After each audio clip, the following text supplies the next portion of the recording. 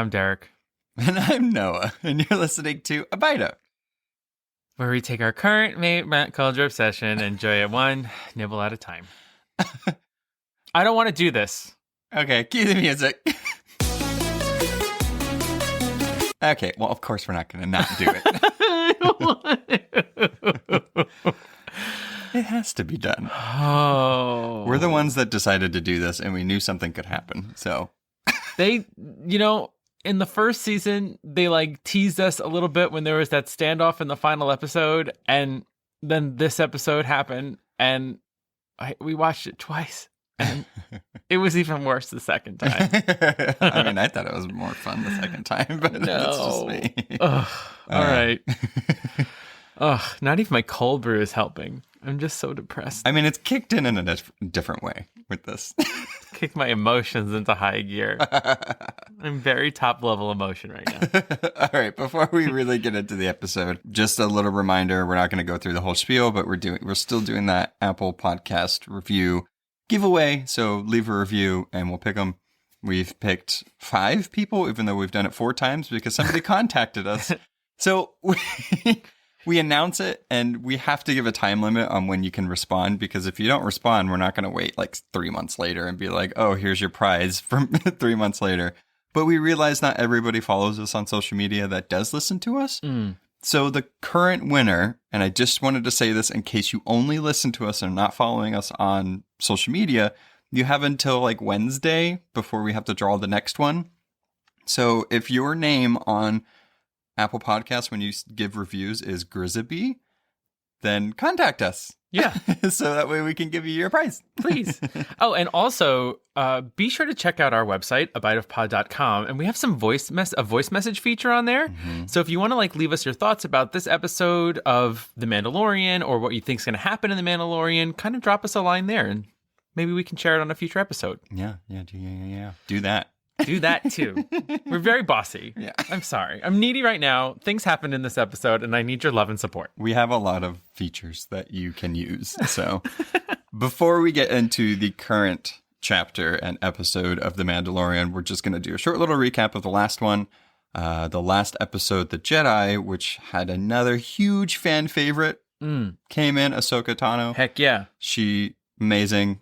Great episode. You got Elsbeth as the villain, also amazing woman. You got Mando getting the Beskar spear. Heck yeah. So pretty much that episode not only was huge fan service, but also gave Mando another mission. So he's constantly go here, find this species, go to this planet, go here.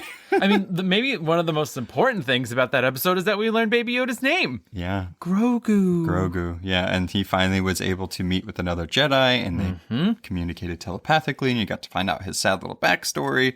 So that's pretty much where we are right now. Yeah. So he has to go to Tython. Yep. All right. So from here on out, spoiler alert, because now we're going to be talking about the current episode. So let us officially take a bite of The Mandalorian Season 2, Chapter 14, The Tragedy. Yeah, great title. I loved seeing that title come up. Yeah. Speaking of spoiler alerts, right off the bat, it's foreshadowing.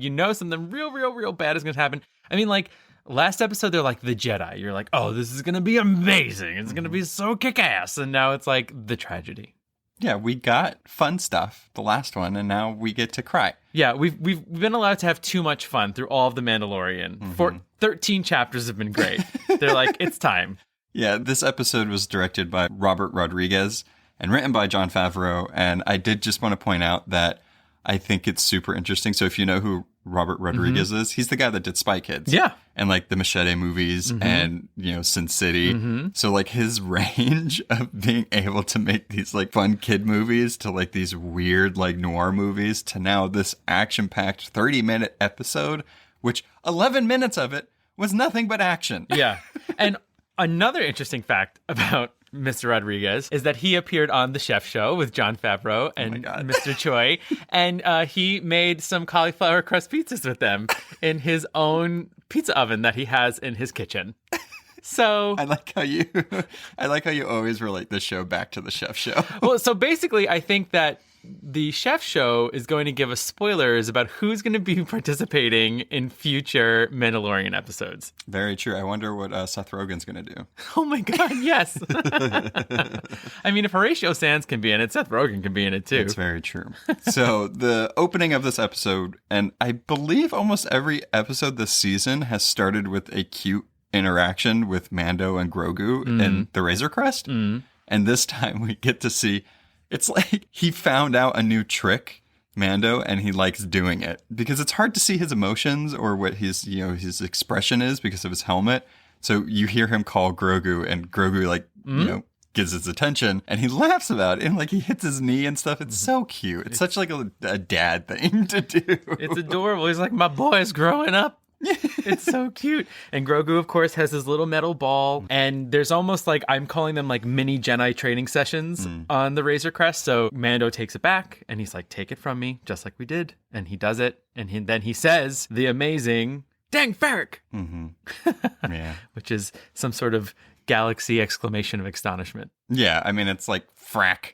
Or like a good thing. I think it's super cute to see that him doing the Force with him, but he talks to him a little bit, and I feel like this thing that he's talking to him, like, we're gonna find the place that you belong to, they're gonna take real good care of you, they're gonna train you, you have to go with them, you have to agree to it, and all this stuff, and it feels like that's him trying to be okay with it. Yeah. Because, I mean, Mando doesn't understand the Force at all. And he knows that there's like a certain level of like what he can do for Grogu. And I know he knows that he needs to let him go with his people. But obviously, I mean, this whole season was really showing the emotional connection and the stuff they built together.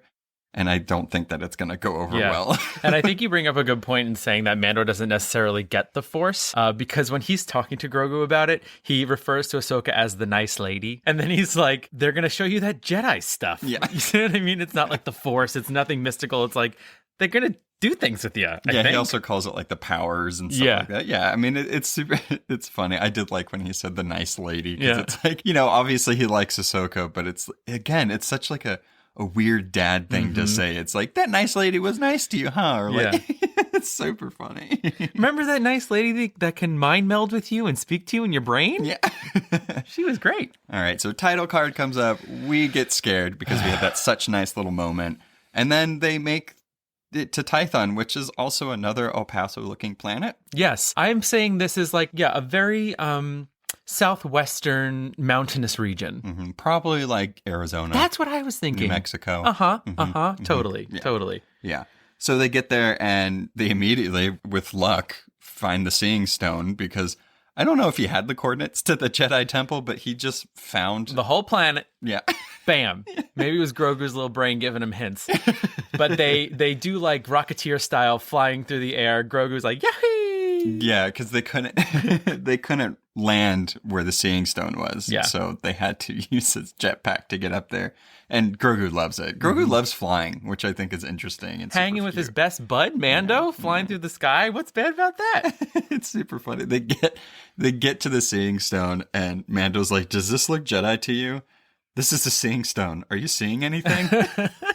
He has no idea what's going on. I mean, the great thing about Mando, though, is that like he's just like blind trusting people. He's like, I'll go to this planet I've never been to before and find something for him to sit on, I guess. Yeah, it's so funny. Like, is there like a mechanism? Is there a button? Is there a cheat code that we need to do? Because he places him on top of the stone. Yeah. And he's like, yeah, he even puts on his like reader inside his visor, and he's like trying to find some sort of button or something. We see some light inscriptions around the top edge of the stone, and nope, Grogu sees a butterfly.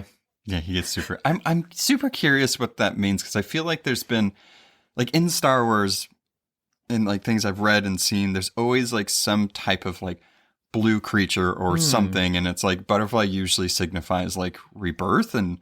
Oh, true. Stuff like that. So I'm probably looking too much into it, but I feel like in these types of shows, they don't do stuff without thinking about it. Right, totally. So yeah, and there's something, right? Didn't Ahsoka say something in the last episode that like the Force is what connects us to the energy of everything around us. So it's like even there's even just this creature that's being drawn to Grogu in this moment where he's sat in this ancient this ground. Were you going to say burial ground? I was going to say burial ground. That's not good. No. Sorry. Well, she did say that place is like strong with the Force. Yeah. So, I mean, I guess blue butterflies love the Force. I don't know. Yeah. But then just as the blue butterfly flies away, something else flies into the screen. Slave one! Slave one! A person like me who is very, just general knowledge of Star Wars, I was like, the stormtroopers are here, oh no. And then people like you knew it was Slave one. Yeah, as soon as I saw it, I was like, that's Slave one. And you're like, who? I was like, no, the ship. Come on. What's happening? Yeah, so obviously we know, or people that know that ship know that that's Boba Fett. He was already teased in the season, so we finally are going to have some interaction with him. So Baby Yoda is on the Seeing Stone, and as soon as he like turns around, because he's like, okay, we gotta go, somebody's here, Baby Yoda starts like force meditating. Yeah, he puts his little baby 3-pronged finger right on that stone, and then that force field comes up, and I'm saying it. Mando's number one nemesis in this episode is that force field. Oh, yeah. Right. Because he tries to grab Baby Yoda, gets thrown. He was stopped by a force field. I feel it. It's the Force. It's a force field. Yeah, it was a bad joke. I understand that you didn't get it. So Mando goes down there because he obviously can't get Baby Yoda off of this Seeing Stone with the force field, and he's meditating. He's connecting to something. We don't know. Force field. Yeah. Good God. So Mando makes his way down the hill, and he's confronted with Boba Fett, which I think is cool. I just want to like a timeout from like the story and recapping this. Boba Fett's okay. Like, Jango Fett and Boba Fett, they're okay. There's nothing, there really has never been anything in the movies to make me excited for him or think that he's such a badass that like most people have for the last love him 20 years. Yeah. Like, he looks cool, and there's been like that bounty hunter game and like that kind of stuff. But you know what I mean? Like, it's like you hear all these things like, oh, he's badass. It's like, well, why? And he's like, he just is. It's like, well, can you show me why? Like, I can point to why like Luke and Rey and Leia and everybody else is badass, but it's like the Fets. I'm like, okay. Maybe people like the armor. I guess It's all about the armor and I mean, I don't want to jetpack. yucking nobody's yum here, but it's just cool. He's here. I like the Easter egg or like, this other character being pulled into it. But anyway, back to the story. Yeah, but also you called it, right, from the first episode of this season, the bald-headed figure watching Mando right away with the armor. You said, oh, that's Boba Fett. And sure enough. Yeah, well, it was super easy only because it's like Temuera Morrison, which played Jango Fett in Attack of the Clones. So it was like, there has to be Boba Fett. Yeah. There would be no way that wasn't. Sure. Last time we saw him was in Attack of the Clones, in the Star Wars movie. So super cool. I mean, he's aged a bit. He has some scars. He has no hair at all. So alopecia just like completely took over. Some bad things happened in that Sarlacc pit, okay? And I think it's really funny when he first sees Boba Fett. He's like, are you a Jedi? Like, he is just so lost. Yeah. He's like, I've been tracking you, Mandalorian. He's like, are you a Jedi? Are you here for the child? He's like, I'm here for the armor. He's like, if you want my armor, you have to kill me. He's like, not your armor. He's like, Mando, just stop talking. I have something to say. I like how robe and a hood signify a Jedi. He's like, I believe you're a Jedi. I don't know what's happening. I also think we should have been keeping count of a robed hooded figure because we've had quite a few of them in The Mandalorian. They're just mysterious figures always. I mean, hoods and robes are super cool. So whatever. So he wants his armor, which makes sense. And he tracked him all the way from Tatooine to there on Tython. So, I mean, good tracking skills, Boba Fett, I do have to say. He's always at one step behind, though. And he's suspicious of him, and they start arguing back and forth, and then it turns out that there is a sharpshooter. Uh-oh. And he was like, well, as soon as I see that muzzle flash, I'm going to, drop you. And he's like, who says it's aimed at you? And it's like, okay, well, if it's aimed at the child, fuck you. Also, Mando, maybe don't worry about it so much because remember, you just tried to grab Grogu from the stone and you couldn't even get close to him. You think a blaster's going to get into it? I mean, maybe. I would think that a blaster has more force. There's just so many bad decisions that happen in this episode that it just makes me very upset. Anyway. So it turns out that sharpshooter is Fennec Shand. Yes. From the first season that we thought was left for dead. And also confirms that those boots that we saw at the end of that episode was Boba Fett. And so they talk about how fate sometimes gives you a better hand and all that stuff. And she says, well, Boba Fett for me was that. Yeah. And I don't understand why her outfit has this, but her outfit has like a tummy flap that she like opens and she's like, see, he fixed me. And she shows her innards all. Robot maintenance. But why does she have that flap? I guess to like... You're going to need to oil it. She's like a tin man. It's so odd. Like, I get that they had to, like, for, like, time reasons or whatever, be like, yeah, look, I'm fixed. But it's, like, such a weird flap. It would have been anticlimactic if she just sort of, like, bent down and it made, like, robot noise. Like, yeah, exactly. Like, why are you constantly doing the robot? Yeah. So she tells him that the bounty has increased on Grogu. And... you know, if you give me the armor, then we'll make sure you and the kid are safe. Yeah. Seems like a cool deal. Yeah, and in this exchange, he's like, look, we'll put down the gun if you put down your jetpack. Why? Why? Why not put down your gun and put down your gun? Like, right. What is... I'm so confused in what this jetpack has to do with anything. What do you think? He's going to fly away? With what? Nothing. What do you think? He's going to blast you with the missile? I don't think so. I think you notice if he bent over and aimed. Like, give me a break. So there you go. Problem number 2. I just can't. I can't. I mean, we know why they had to get the jetpack Yeah, off. plot. Yeah. It's the worst enemy to any of this. It's the plot. It's the plot. So as they're arguing, he puts the jetpack down. In come some Imperial cruisers. Here we go. Little ships. And as we know, stormtroopers. So immediately, once they find... this is the first episode where they're like, okay, you need to go here and do this. They immediately get there. Yeah. All should be fine. Yep. It goes sideways so fast. See, this is why we like the side quests, because it means something bad won't happen. Right. Or at least we get some time before the bad stuff happens. Yeah. So Mando sees this and he's like, I'm going to go like check on the kid. I need to go get the kid because this is no go. Hey, Mando, grab your jetpack. Yeah, they're not fighting anymore. So I don't know why. Right. Like he couldn't just grab his There was jetpack. a small truce. I mean, he's like adrenaline and scared. And he's like, oh my God, I need to go get the kid. He forgets it. He forgets the jetpack down the hill. And just to, I guess, say, because I'm pretty sure you all have watched this episode. And if you're only getting it from us, the reason why this is frustrating is because where the Seeing Stone is, and if you remember from what we said in the last episode, it's like on top of a little mountain, like or a little hill.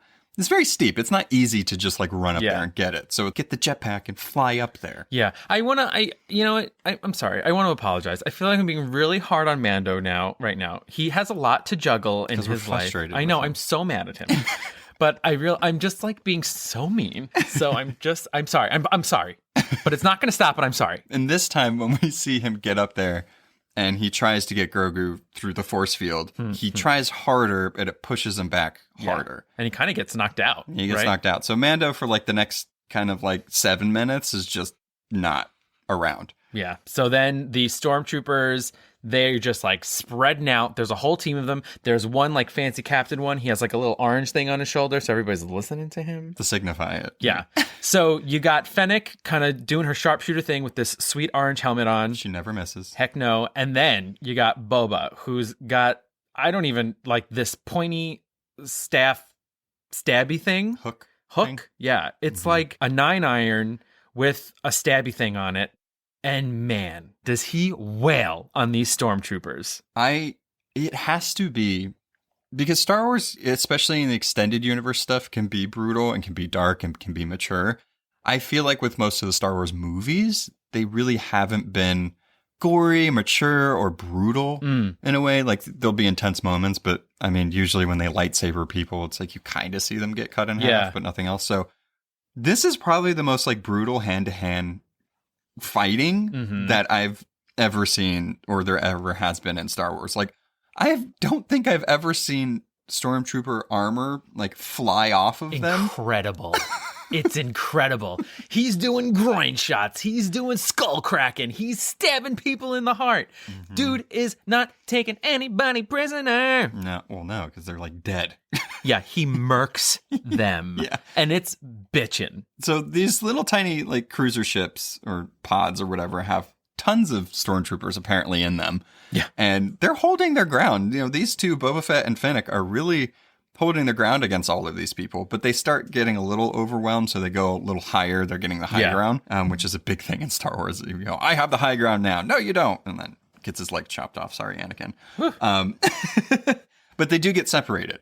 So there's mortars that get brought out, and these like heavy gunners that get brought out also. And Fennec gets separated. As she's separated, she gets behind this big rock, and she like Indiana Joneses a rock and rolls down. But also like that heavy gunner that was just standing there shooting the rock, like just move. Yeah, it was coming down in one way. I mean, I think throughout the history of Star Wars, we've seen that stormtroopers, they really aren't the smartest folk. They just get issued armor and said, go. Exactly. I do want to share that the mortar specialist has some yellow accents on his stormtrooper armor. Oh. I like this.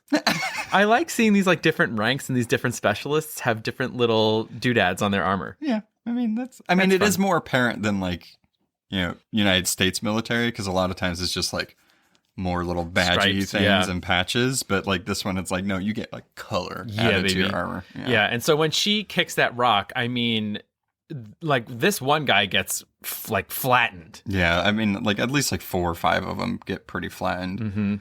And at that time, Boba Fett's still down there, and he reaches the Razor Crest. And Louis, let's just take a minute to just drown in the beauty of the Razor Crest at this moment.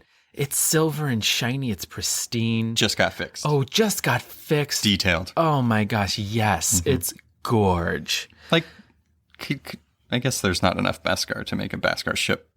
But good. It would have been nice. I wonder, yeah. It would have been nice. Would have saved something, but it's fine. So he gets his armor. More troops come in with another ship, and things are looking a little dicey.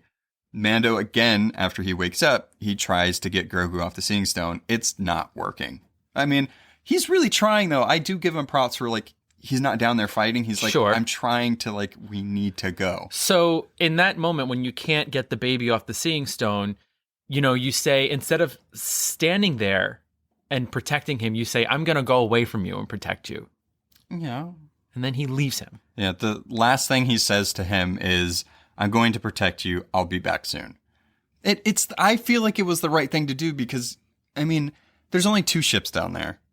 If you take out all the guys, then you can, so it's like, I get it. I've seen this guy roll bomb balls in ships and blow everybody up, like from 30 feet away. He's on top of the mountain. Pew, pew, pew. Everything. Yeah. Oh. He doesn't have his jetpack, though. So that's true. He can't missile anybody. And then the second he walks away, Grogu's done. He's like, oh, that was a great meditation. And he just says, oh my God, I'm so sleepy. Yeah. And he just goes to sleep. I mean, this is probably the most force we've seen him do. We've seen him force choke, and we've seen him like hold up creatures, but this is the longest we've seen him do it, and probably it's because of the amplification of the Seeing Stone, but I mean, he's still like a baby, so it was a lot of work for him to do. And in these moments of him in like full meditation mode, it's like they do a close-up on his face, and it's the most serene and Yoda looking we've ever seen him. It's almost like the wisest we've ever seen Grogu look, right? As he's really connecting to this force that he's a part of. Yeah, and I'm pretty sure, I mean, I couldn't imagine him not being confused. Like, I know he knows what's happening because he's experiencing it, but like, that's just a lot for like somebody that's been suppressing the force and not using the force to then do this and like reach out to God knows who. Yeah. So I think it's pretty interesting. You figure he gets tired just from just like holding up a beast for a minute or two. Imagine or force choking Cara Dune. You gotta do what you gotta do sometimes. So Mando meets back up with Fennec, and they do this cool like back-to-back typical action scene thing. It's nice because he's protecting her from fire because he can get hit by blaster fire. I loved that moment. I thought it was super cool. Things start looking even more dicey. There's stormtroopers surrounding them completely. And then in comes Boba Fett with his armor in a Power Ranger-esque way. Like, there's explosions. Oh, yeah. He's, like, turning away from explosions. I mean... Yeah, we got a Boba Bomb.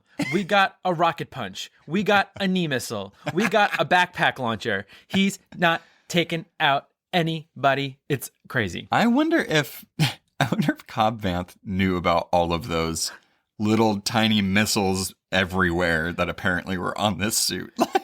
No, Cobb Vanth just liked the helmet. And the missile. And the missile on the back. He's like, that's it. I thought about Cobb Vanth once Boba had his armor back. I'm like, what is Cobb Vanth doing right now? He's partying it up with some Tusken Raiders. Right? Like I feel like he's also like maybe a little like there's nothing to do here anymore. I got no one to pray. Everybody's getting along. Canteen has become, Club Tatooine. Everybody's partying there, drinking their blue milk or whatever. Yeah, so thus the stormtroopers are like, fuck this. We need to leave. Yeah. As they're leaving, we get the very signature missile shooting the ship out of the sky. And it was interesting because the way they were flying, Boba hits the one that's ahead. It knocks into the other one. And they're like, oh, good job, man. And he's like, that wasn't supposed to happen. I was aiming for the other I'm like, one. why would you? I don't know if he was joking with that, but it's like, you just literally shot missiles from your knees. Like, come on. Kneasels. Yeah. Oh, yeah.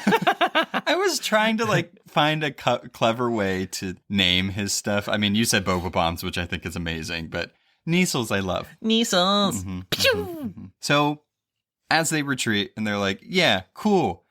In comes this gigantic blast fire from outer space and destroys the Razor Crest. Like, not even just like, oh, it could be fixed. Like, it fell in the water and like it got shot, like one of the engines was out. It's just gone. Like, it's disintegrated. Done. like not even just an engine, not even just like a piece, like dead. Yeah, it's gone. It's gone. And I mean, and I guess in one sense, it's like, well, bad for Mando. But at the same time, the tracking device is destroyed too. Oh, good point. Right? Yeah, good point. So now if, spoilers, whatever, but in future journeys, they cannot track him anymore. Yeah, but it doesn't matter because they got what they wanted.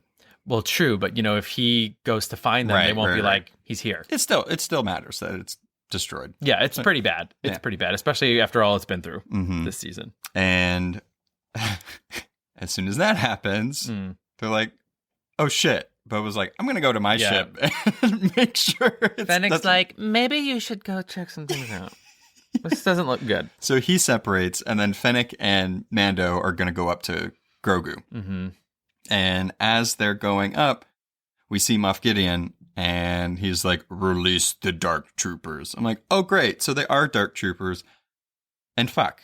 Yeah. Now, are the Dark Troopers mainly droids or robots? Yeah. They're very mechanical. Yeah. Okay. Yeah. I mean, there could be somebody piloting them, obviously. Somebody has to, or they might just be like these assassin droids, that just have really good AI with killing things and doing their objectives. Even the way their like eyes are shaped, it's very intense and very evil. It's very reminiscent of the recent trilogy. Like the recent trilogy had very sharp, clean, intense lines on like a lot of gear and droids and stuff. So I think it's interesting that we're transitioning more into like this, extended universe and more advanced technology.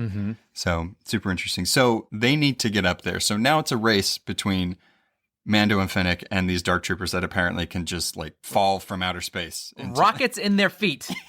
No one shall beat them. Yeah. Yeah. And again, Mando doesn't get his jetpack, so they're trying to, on foot, make it up there. They don't make it there in time. Grogu gets taken by the Dark Troopers, and Mando sees him fly off with them. And I did want to point out, it sucked, obviously, that Grogu got kidnapped after he was evading them for 2 seasons, pretty much. But in the concept art at the end, you see like how they were, I guess, initially thinking about the kidnapping. And it was the Dark Trooper had Grogu in one hand, and Grogu's like crying. And you see Mando like trying to grab him. I'm like, I'm glad that didn't happen, because that would have been a lot. I could barely handle this. Don't make that baby cry. Yeah, we see like Grogu, when they're coming for him, you see him get terrified. Like he's like, whoa, what is happening? Because he went through a lot. He just meditated his ass off connecting to the Force. And now these terrifying things that he's been trying to avoid this whole time and not using the Force got him. He finally got caught, which sucks. I'm very upset. Yeah, it's not good. At this point, we see Boba Fett and Slave One. He's going to go after them. Mando tells Fennec, like, don't have him shoot. He has the kid. Yeah. Which makes sense. Like, part of me is like, could you like take out 3 of them and then like maybe like bump into, I don't know.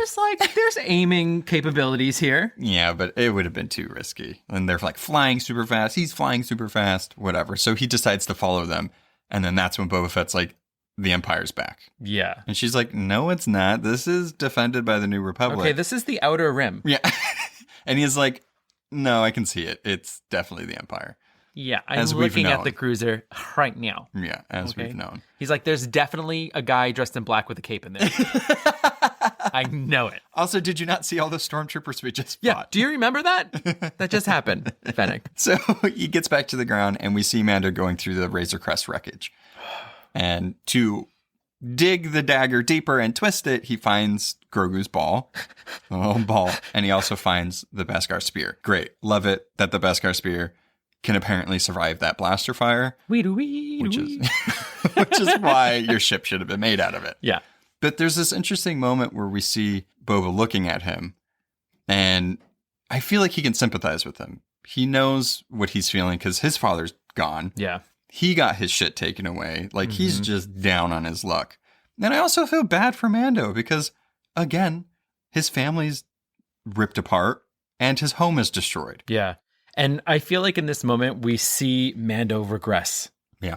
Because they're like, okay, well, we're here to help you. We made a deal with you. We said that we would ensure the safety of the child if you gave me my armor back. And he's like, and he literally just says flatly, the child is gone. He's like, that's it. I mean, yeah, I feel like he's been on his own this whole time. Like, he has made friends, but he's like, what? I'm just a Mandalorian. I'm a bounty hunter. What am I supposed to do against an empire? And I think for him, again, this is showing that why emotional attachments can be bad. Yeah. Because he's been on his own for so long.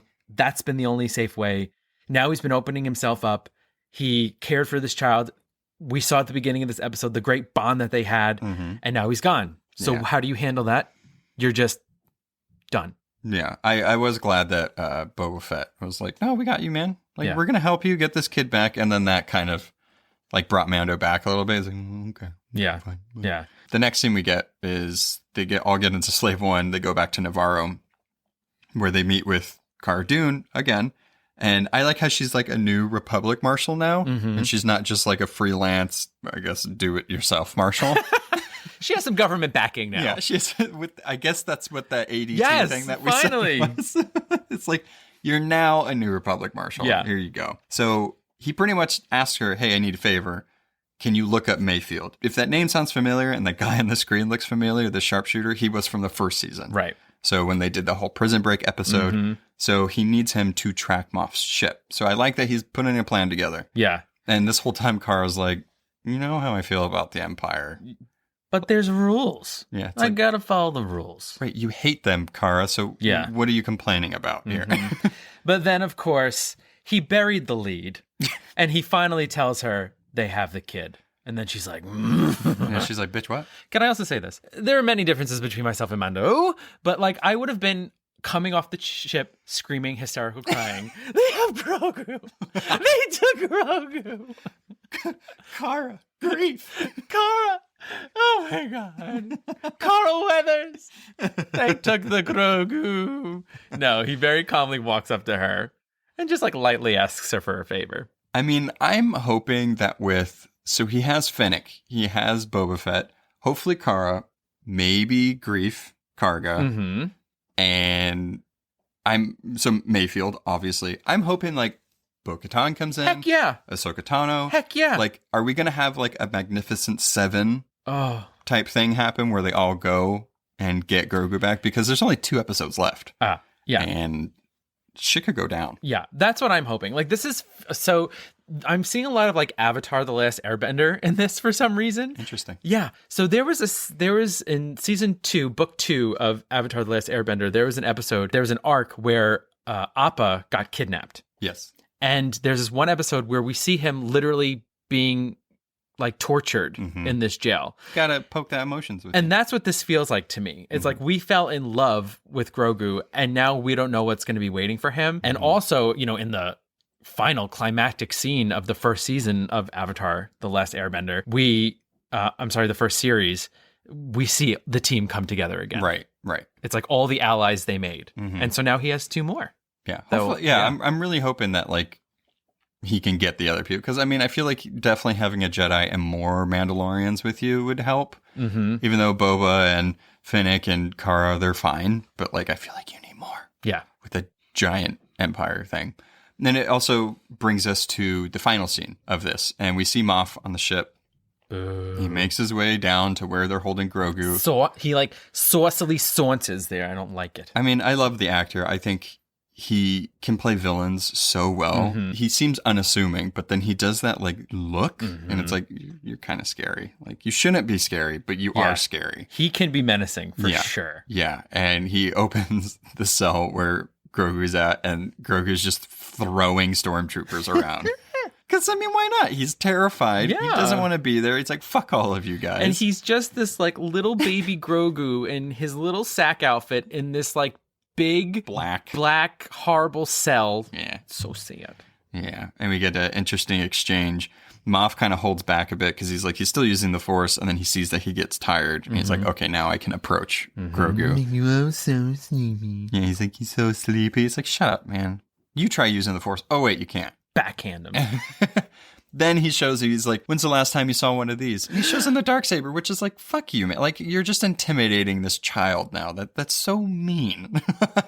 Obviously, he's a horrible humanoid. And I couldn't tell if Grogu was trying to either grab the Darksaber or trying to force choke Moff Gideon, but either one I was going to be fine with. It was too close for comfort. Yeah. A little too close. And this is the first time we really saw the Darksaber like up close. Yeah. So it's super interesting. I think it looks really cool. It looks very different from regular lightsabers, which is the point. And then we get the line that he wants to contact Dr. Pershing. Great.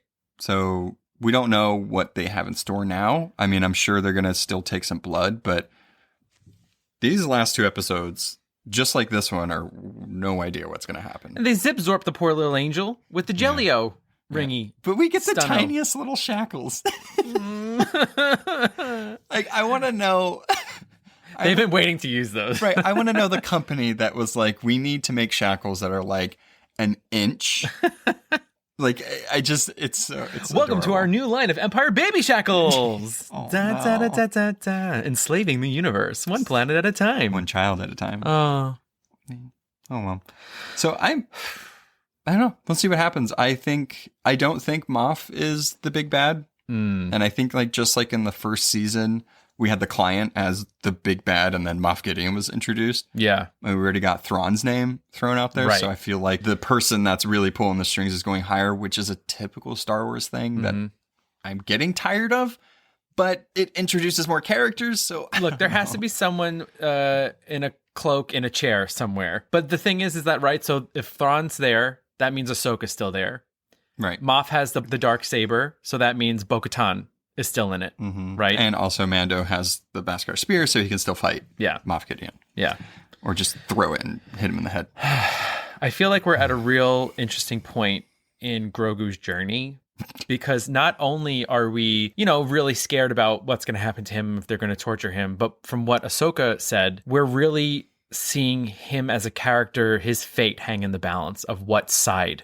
Yeah, there could be a tipping point. Right? So if he gets tortured, if he gets pushed enough, he could use his Force and be bad. Yeah, he can align to the dark side. Or he could be like Boba Fett and Ahsoka and just be gray. I mean, they adhere to a specific code, but it's not necessarily like the Jedi code or the Mandalorian code, but they have their own type of code. Yeah. Which I'm all here for. More gray Jedis, the better. Yeah. But yeah, we'll see. I don't know. Super interested. It's a lot. It's a lot to handle. Well, I'm emotionally scarred. You're welcome. And I feel like we're going to spend the next episode tracking people down, and Baby Grogu is still going to be on that ship. I heard somewhere that it was a two-parter, so I'm not liking that. Because usually two-parters have a big cliffhanger. So, and I wonder if we're going to get an episode the week of Christmas. Or does it end right before Christmas? I don't know. Either way, they better give us a good present. Yeah, we can look that up. It does not end on Christmas. It ends the week before Christmas. I just looked it up. So fast. Oh my God. The power of the internet. So before we go and close out this very depressing episode of A Bite Of, we have to go into our special segment, Galaxy Guide.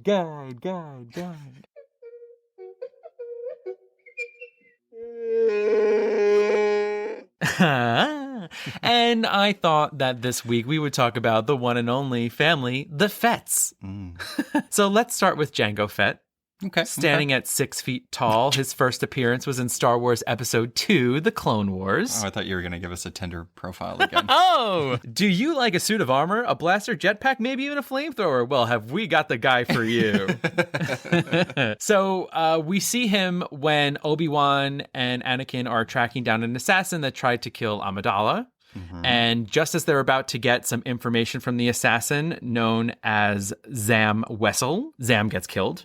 Of course. And that person that kills Zam is Jango. So they finally find Jango again, where they learn that he has been cloned to create an army by the Kaminoans. And he says to Obi-Wan in their interaction, "I'm just a simple man trying to make my way in the universe," which we heard Boba say in this episode. Mm-hmm. Which is, I don't know if Boba heard him say that, but it's like a good through line. Yeah. Like it's like, okay, if you really know the canon of Star Wars, it's like he has said that before. Yeah. And I did want to say that the aliens that are cloning him and I hate the way they look. I have this like irrational, I know it's just stupid, and every time I like get queased out by aliens that look like that, like the little green men and like with the eyes and everything, make me queasy. Yeah. I'm not scared of them. It's just like my body involuntarily is like, okay. Well, whenever any sort of alien type figure appears anywhere, Noah has a visceral reaction to them. He's always like, no, and he covers it with his hand so he can't see them. It's so stupid. I don't know why. I've never been abducted. I just wanted to point that out. That was a weird good. tangent. I'm glad to know that. I think, yeah, good. I'm glad that it hasn't happened to you. I'm really an alien. Secrets out. Disgusted with myself. Oh my god. Wow, that's deep. All right, sorry. They're cloning him. So they're cloning him, and he agrees to be cloned, but he says, I get to keep one clone as my son. Of yourself. Of me. And that is Boba. And we see mini Boba Fett in episode 2. Yeah, whenever he flies off. Yeah. And in his ship, he's in there. Like, you can tell, too, like, in that movie that he, like, picked one. I don't know how he picked his favorite one. Was Prettiest hair. First one? Obviously not. Yeah. Yeah, whoever has the best hair, I want. And it seems like they have a bond already. And yeah. Did he tell him that he was a clone? I can't remember because it's weird. But I mean, it's like, it makes so much sense now that the actor who played Jango Fett is now playing Boba Fett because they're clones. Which is amazing. Yeah, it's and incredible. I don't think George Lucas knew that would happen. George is watching The Mandalorian going, what? Yeah. Cool. They did it. I did something great. Yay. So, there's a bunch of back and forth, some more trying to escape. And finally, Jango meets his fate at the end of the purple lightsaber. Yep. Of the one and only Mace Windu. Whoop, whoop. Yo! Samuel L. Jackson. So seeing his father killed by a Jedi kind of makes Boba Fett hate Jedi forever. Which is fine because Mandalorian and Jedi have a tumultuous history. Yeah. So. And then, of course, Boba Fett is like in the original trilogy, like crazy. He works for Jabba, and then Darth Vader hires him to get Han Solo and Luke Skywalker. And then he meets his fate by getting his jetpack punctured and falling into a Sarlacc pit. Which turned out to be great because now he has his own weird code and he's on the good side and he didn't really die. He's just been traipsing around Tatooine this whole time. Looking for his armor, finding, half dead sharpshooters and bringing them back to life with some, mechanical parts. Mm-hmm. Yeah, Star Wars has a very odd history of weird relationships. There's really never been any good relationships, like either parental or love in Star Wars. So the fact that it's like, my father, which is really me, the original person I'm cloned from. It's so weird. Yeah. Very odd. It's interesting. And that's what makes The Mandalorian even better, because I believe that Mando and Grogu truly love each other. They'll be fine. Grogu! There's no way that they're going to kill Grogu. The only thing that I could see happening, like the worst, is him becoming like a Sith or like Dark Grogu. But we'll see. I'm sorry, I can't acknowledge that. All right. See you next week. Bye. Bye. Thanks for listening to A Bite Of. Artwork and editing by our own Noah. Be sure to subscribe and follow us on Instagram at A Bite Of Pod and on Facebook at A Bite Of. If you have questions, recommendations, or just want to say hi, you can email us at abiteofpod@gmail.com. You can find us on all podcast platforms. Please be sure to rate and review to spread the word. Hope you join us next time on A Bite Of. Bye.